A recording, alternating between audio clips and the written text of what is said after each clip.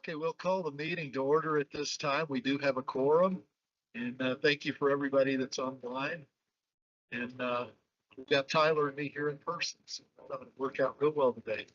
So now that we've got called to order and we do have a quorum, is there any introductions that we need to have special? Or Aaron?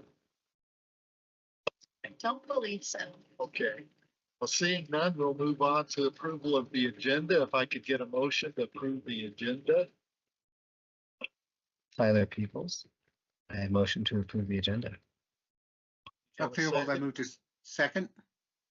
Okay, thank you, Chuck. Okay, we have a motion and a second. All in favor of the agenda, say aye. Aye. Aye. Any opposed? There are none, so we're moving on. And did everybody have an opportunity to review the minutes of the last meeting? And if so, I'll take the motion to approve those.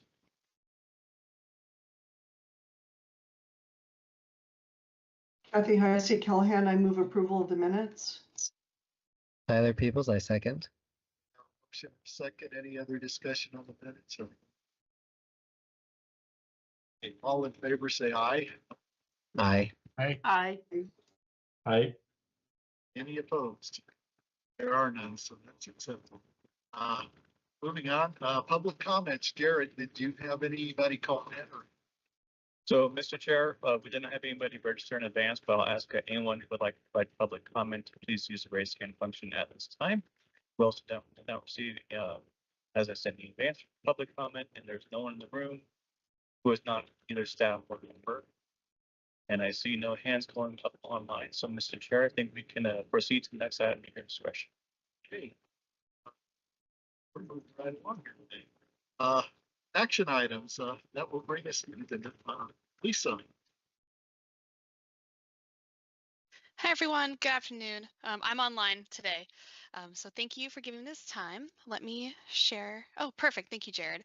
Hi, everyone. So I'm going to talk about the final approval for the FTA 5310 funding. And this funding is for enhancing mobility for older adults and individuals with disabilities. So just a background, these funds support services to address the gaps in fixed route or paratransit, which could be extended hours, so earlier in the day, later in the day, door-through-door services, and beyond paratransit boundaries. We, as PPACG, we are the designated recipient. This funding is just for the Colorado Springs urbanized area. It's for the year 2026.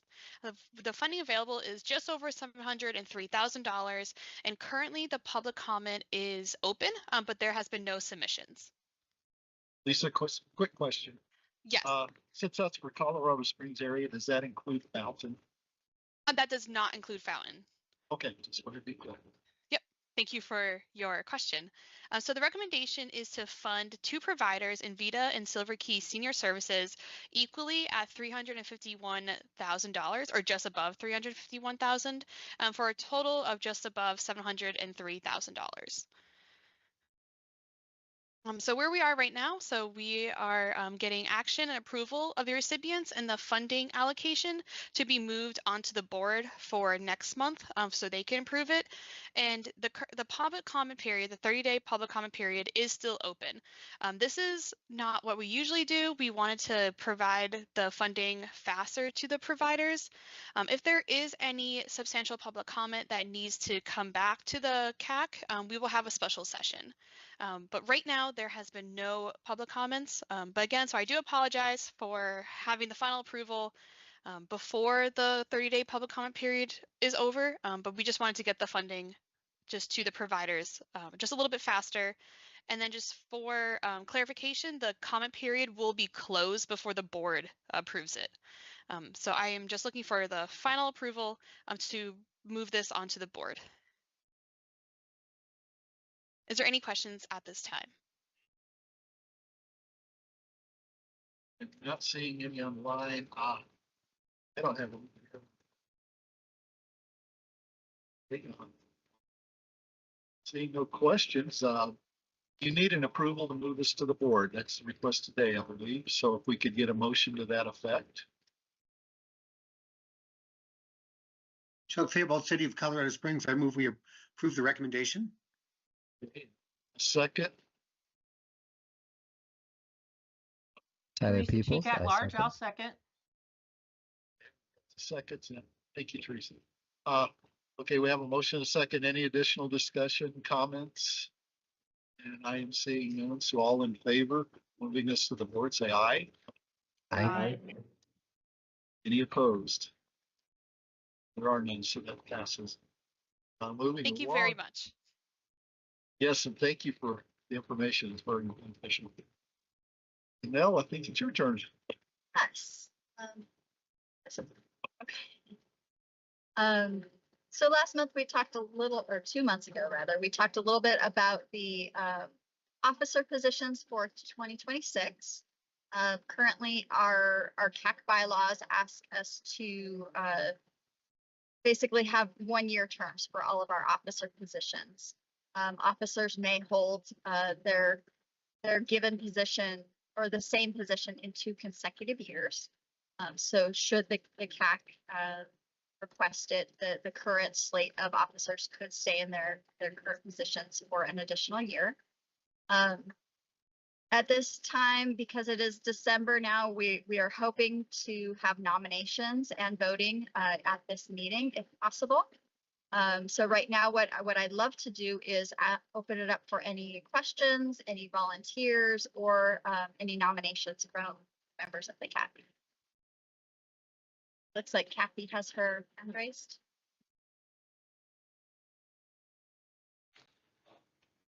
Kathy Heisey Callahan, I would like to nominate our current slate of officers to serve for the 2026 year. Ed Dills as chair, Tyler Peoples as first vice chair, and Teresa Cheek as second vice chair. You, Kathy. Does anyone else have any additional nominations, or would you like to speak at all to those to that nomination? This is Steve Schleicher. I would second that nomination.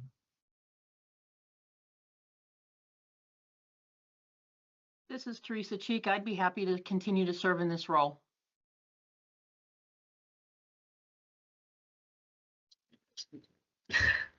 I, Tyler Peoples, citizen at large. Yeah, I'm happy to serve in any way, and I'm happy with that, and I appreciate that that vote of confidence. Thank you very much.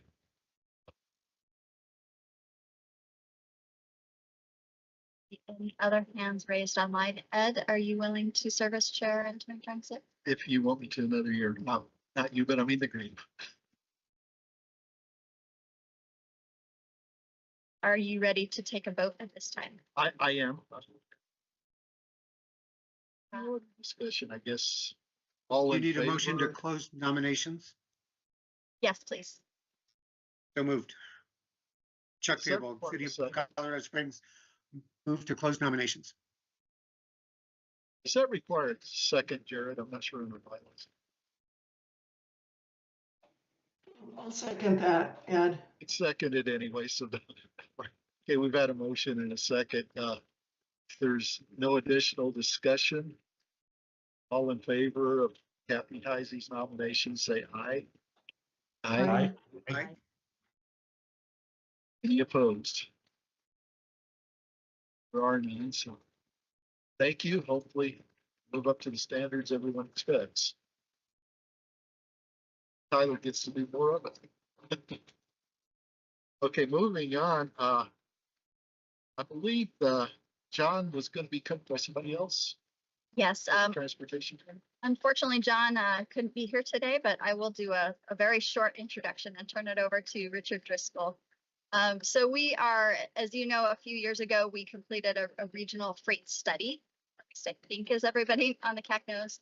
And that was really the first document of its type for our region, at least that we could find.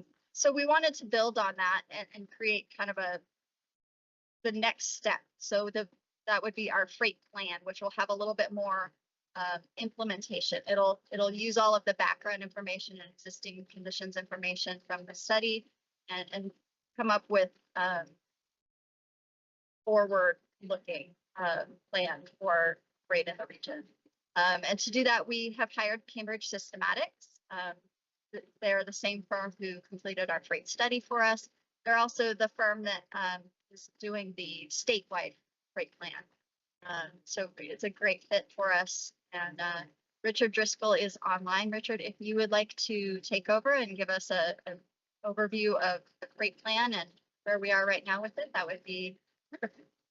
Awesome. Yep. Yeah. Thank you. And again, yes, Richard Driscoll with Cambridge Systematics.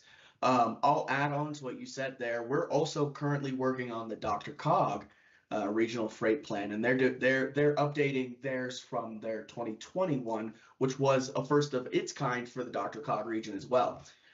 So I think that PPACG is right along, getting this going in a perfect timing here, and I think that you put it really well. Like we want to build off of what we did from 2024 in the regional freight study, and we don't want all that great data and stuff that we pulled together to go to waste or anything. So we're pulling together this implementation style plan to give us a vision for what freight looks like in the region going forward. So we can move to the next slide. So what I'll do is I'll just give a little bit of context. It's not very many slides. I think it's about 10 slides. What we'll do is we'll just walk through why we're going to be doing this freight plan, where we are, and then some just initial goals, vision and goals elements that we've pulled together, and then a timeline for what you will be seeing over the course of the next 6 months or so. So why a regional freight plan? I think there's two big things here, and then another slide that'll go into some more stuff. But on this slide, we're talking about the growth and the economic element of it and the safety pieces. These are two really important elements of why we put together a freight plan, because we want to be a competitive region. We want to be ready and prepared to pursue funds that are going to be freight related. And so putting together a plan and having a vision and something that we can point to is going to be really critical in doing that kind of thing. You can go to the next slide. Again, we want to create that business-friendly environment, that last bullet down there. But if we don't put together a plan, what we do is we risk not having some of those critical data pieces or just those understanding of what's going on in the region and what would make the region a more attractive place for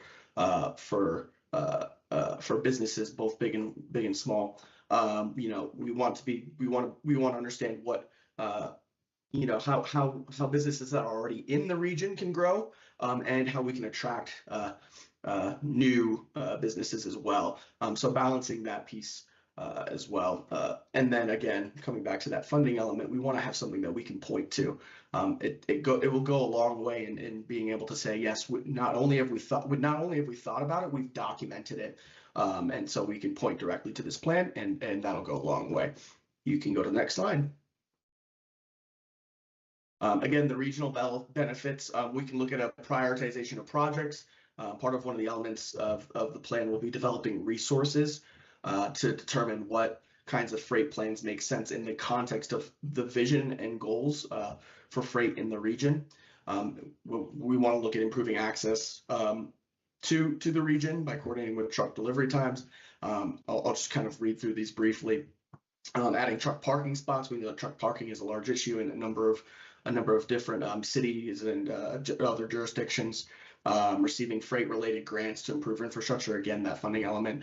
Safety at railroad crossings. We know that reducing conflicts between highway and rail at great crossings is a big piece of this as well. And the safety element of that. Developing relationships with area businesses. Again, balancing both. How do we make doing business in the region good for the folks that are already here and the folks that we're looking to bring, in a way that is, sensitive to the needs and vision of the region, and then attracting, again, new businesses. We can go to the next slide. So these are kind of some of the pieces that are driving these national and global trends that are driving, a decent push here for more regionally focused freight planning. The supply chains at the international and national level. We saw this during the COVID era, you know, there were supply chains that we weren't necessarily ready to bounce back, or we didn't know how we were going to be planning how those supply chains were going to be met. And so, you know, having a plan gives us the context of, okay, what commodities, what different types of things are shipping through and into and out of the PPACG region, and how can we be prepared to be resilient, and not just at like a national, you know, massive or global, you know, disruption, but also like a more regional disruption, like weather-related events and things of that nature. The workforce considerations. The labor market is generally very, very tight in freight-related businesses. It's difficult to attract workforce, and so you know, providing the market to be competitive is going to be an important element of this. We understand that e-commerce is, you know, a really quickly growing element of freight and freight transportation in the region, and so and really all across the country, and so we want to keep that in mind as we go through. And then increased truck weights. This is a little bit more specific, but increased truck weights is straining older infrastructure. The state is doing a lot to enhance older infrastructure in order that we can provide better routing alternatives. This kind of like plays back to this resilience idea for during weather-related events, or just general routing, you know, to shorten distances and make the regions. Well, the state is looking at the statewide space, but we can kind of play to those as well locally. You can go to the next slide. So this one we can stay brief. The map on the right is showing just the key freight facilities. There's a lot of obviously US 24 and Interstate 25 are major, you know, I would say interstate routes, but interregional routes certainly. And then the Colorado Springs Municipal Airport is probably the biggest air element of freight in the region. Fort Carson's rail center is also a major piece of this, and then we're also considering some future constructions and some future rail hubs, maybe is the way to put that. And so this network, kind of identifying and understanding how freight is coming into and moving through the region, is going to be important. You know, the region is growing really rapidly, and so putting this plan together is going to position us. Putting this plan together now is going to position us for the near and distant future. You can go to the next slide. So what is your role in all of this? Your insight is critical, and what we want to, I will simply read through this because I think it's valuable to understand this. But the CAC will act as a precursor to the board, of course, and as the plan goes through the adoption process, we want to be deliberate in bringing things to you all before it goes to the board. One, because that allows the board to be a little bit more decisive and they know that it's gone through the proper processes. And two, we want to be ready. We want to hear what you have to say before we go to the board, so that there is coordination as we go through things. The project team will engage the CAC to understand the needs of the communities in the region and to contextualize the freight plan with PPACG residents in mind. We're working with the TAC. We have a freight steering committee with folks that have knowledge of freight needs in the region. You all provide that resident and that community context. You can go to the next slide. Again, I'll keep this brief. What we've done so far is we've put together a vision and goals. That'll be in the next slide here. But what they do is there's a little bit of one informs the other. So on the right there, we have the regional transportation plan goals. And then on the right is it's just a graphic of that.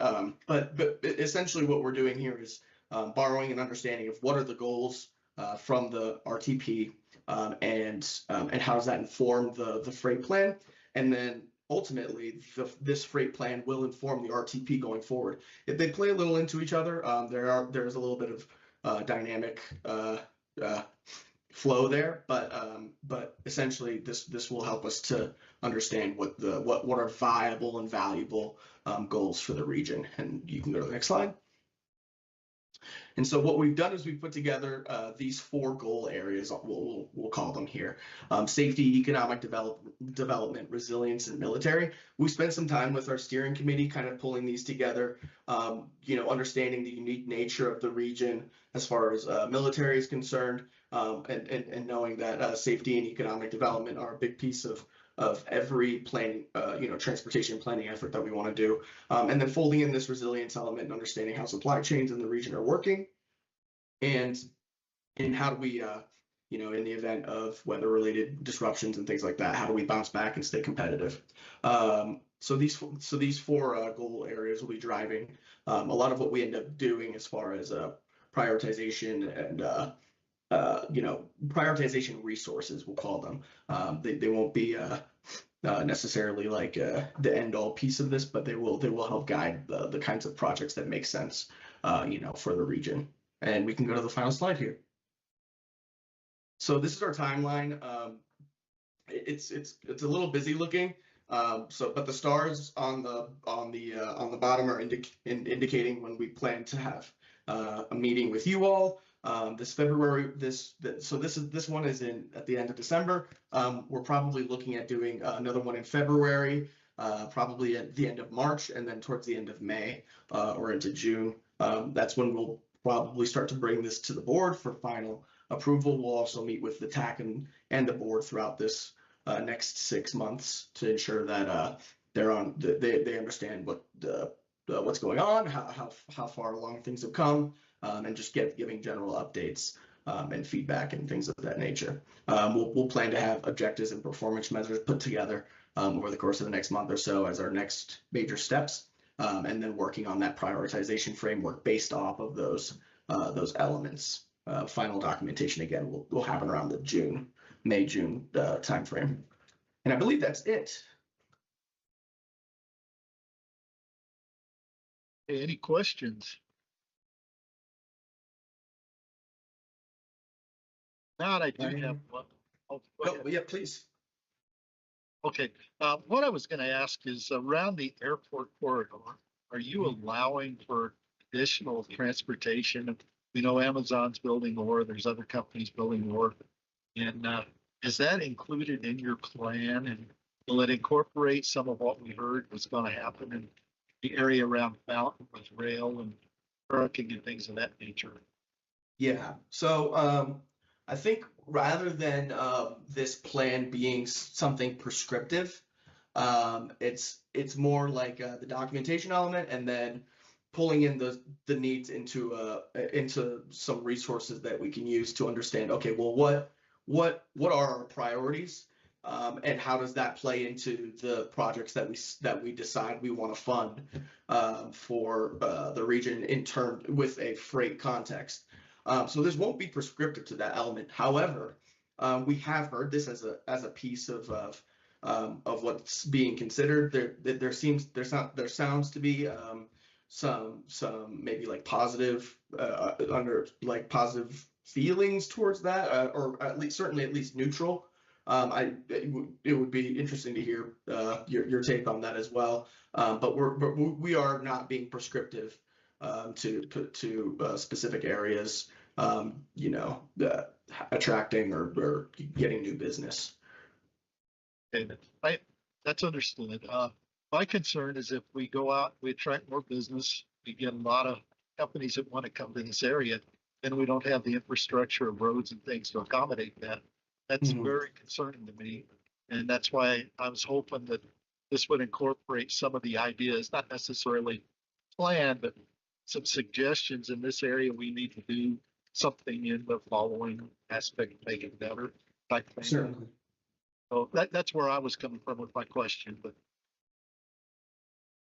I'm taking notes here on the side. Yeah, no, that's certainly part of this whole process too, is if we're expecting growth in certain areas, we want to be prepared to, as far as the traffic impacts of growth, and being ready to kind of like handle that, especially as it relates to communities that are using specific routes for certain travel needs. So I definitely hear that. And Colorado Springs has a history of let's grow. Then after the growth is there, oh, we need roads, we need to improve. And I would like one time for us to get ahead of the curve on that. I can say from a long range transportation plan perspective, in our travel demand model, we have taken some of those things into account, the rail park and the growth around the airport and the innovation park and things like that. So we're working on that, and we are working with Richard's team to make sure those things are. That's all I have. I'll hold something longer. no, that's excellent. That's great. Thank you. Thank you. Anyone online with a question? Comment? If not, well, I wanted to thank you all for coming in on the 31st here. I appreciate you all taking some time out of your day to hear about this. And again, we'll be bringing some more stuff to you, as things come together over the course of the next 6 months. So enjoy your New Year's. I'll be listening in throughout the rest of this, but I'll go off camera. Okay, well, thank you very much. Janelle. Yes, thank you. So if you've been on the CAC for at least a year, you've probably heard a very similar kind of spiel. Every year we are required to set new safety targets. So this is a federal regulation that actually requires the Department of Transportation to set a safety target, and then the MPO can either set its own or support that safety target from the state. Jared, if you want to, there we go. So these are the, you'll have to forgive me a little bit. David Swenka, our normal CDOT point of contact, couldn't be here today. So I'm going to do my best, but if you have additional comments, I can either bring in David at our next meeting or just get some answers directly from him. So these are the safety targets that were set for calendar year 2026. And like I said, they do set new targets every single year. I won't go through the exact numbers here on the screen, but these are part of the Highway Safety Improvement Program annual report that CDOT puts out. And that's due by the 31st of August every year. As I mentioned, the MPO is required then to either set our own targets or to actually support the CDOT targets no later than 180 days after that annual report is set. I think that puts us somewhere at the end of February to have that done. Traditionally here at PPACG, we have voted to support the state targets. That's in part to reduce duplication of effort. It's also in part that there is no real benefit to doing our own safety targets. There's no additional funding or anything that would come from that kind of an effort. So we really prefer to instead spend our time doing more of our safety media campaign, our other planning activities rather than put a lot of effort into setting safety targets. At least that has traditionally been the case here. I will say that this year, both our Transportation Advisory Committee and our Board of Directors have already heard the informational item from staff and from CDOT, and they have both kind of indicated that they would like to continue supporting the CDOT target. Also, while our regional data is slightly different from CDOT's, it's not so far different that setting an individual target would make a lot of sense other than from a potentially aspirational perspective. And because these federally are required to be a data-driven exercise rather than an aspirational exercise, that's also part of why staff generally recommends that we support the state targets. I will say that the targets you have for this year, those are developed based on an algorithm that CDOT has developed. They look back at a 10-year period, but they go on a 5-year rolling average to do those targets. And that kind of mitigates any really high years or really low years that might throw off information there. I think if you go 2 slides later, personally, I think this stuff is the more interesting information, not so much the targets, but the actual data and trends. So this is for the state as a whole, and this is fatalities. This was as of earlier in mid-November. So you can see we are a little bit on a downsloping trend for fatalities.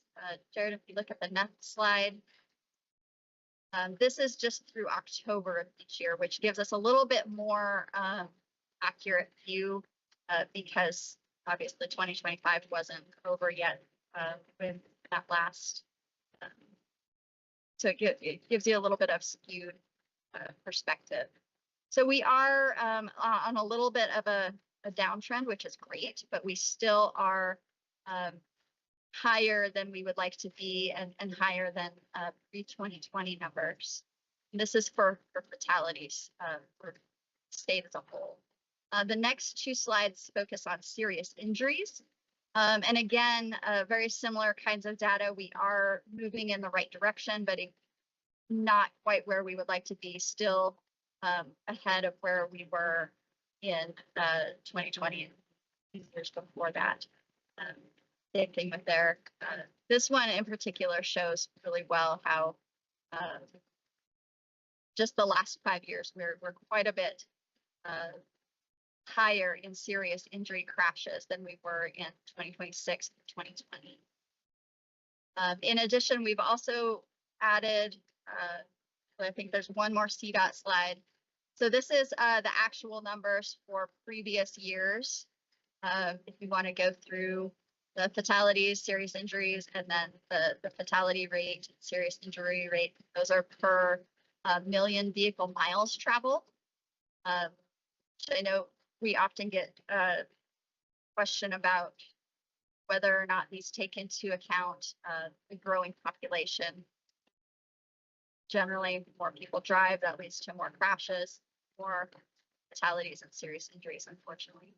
So the way that the federal government requires these targets to be, the fatalities and serious injuries are a static number.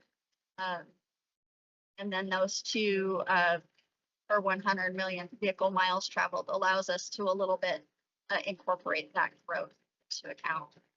They also do have targets for non-motorized fatalities and non-motorized serious injuries. In those 2 categories, we are also same kind of trends with where we are a little bit on the downslope from previous years, but still quite a bit higher than we were pre-COVID years. I've also added 2 additional slides in here just to give you some information for our PPACG area. And this is actually El Paso County and Teller County, because that's just how CDOT breaks down their crash data.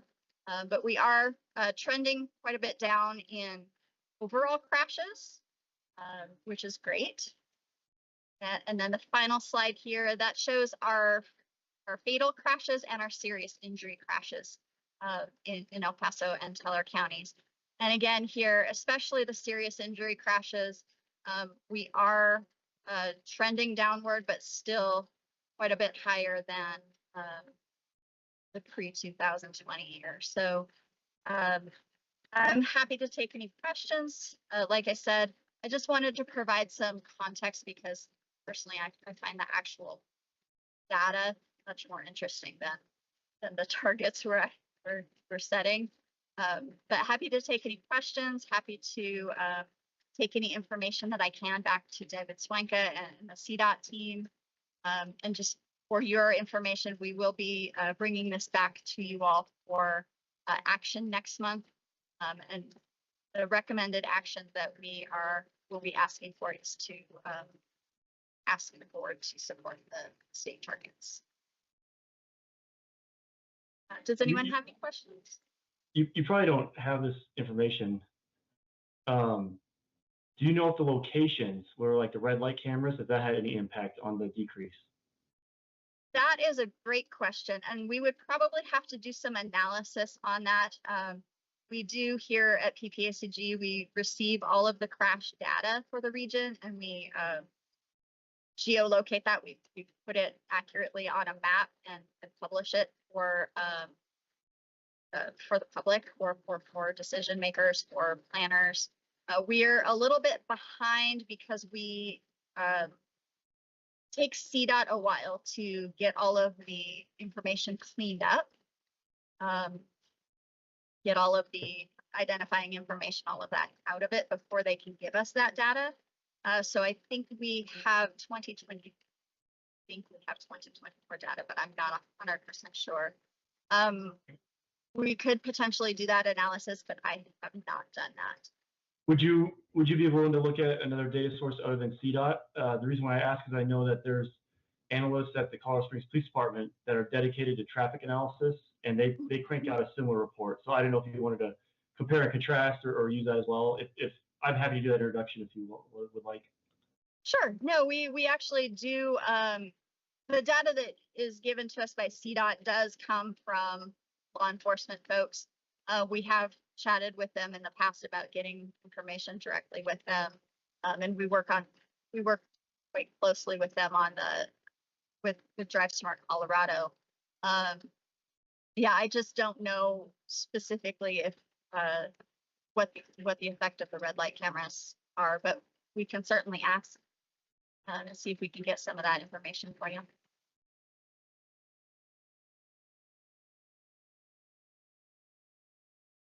Chuck had a question.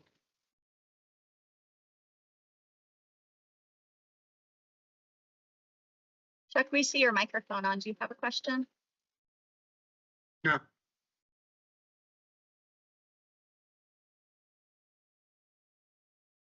Anyone else have a question for Danelle? Comment. Excellent information. Thank you. Good. I'm happy to provide it. And I'm also happy to share out that crash dashboard if anybody's interested. It's pretty interesting information if there's specific areas you're looking for. Not a specific question, but is this the same information that the automobile insurance is used to process their rates? That is a good question. I'm not 100% sure on that. Actually, Trends like this, that could bode well for the rest of it. I hope so. Okay, just curious as it pertains. Okay, well, moving on, we have any members with announcements, comments you'd like to share? What in the room? Okay, if not, then do you have any comments on the meeting schedule? I do not, but thank you everybody for sharing your New Year's Eve with us. Very much appreciate that, and thank you for all your work to support our communities this year. I agree. Thank you very much, and Happy New Year to everyone. And that includes you, Mr. Schleicher. And anyway, anyone else have any comments that they? Just want to wish everybody a happy and safe New Year's Eve. And we're just excited for all the good things coming up in 2026. Hearing nothing else, meeting is adjourned. Thank you for attending. Happy New Year. Happy New Year, everyone.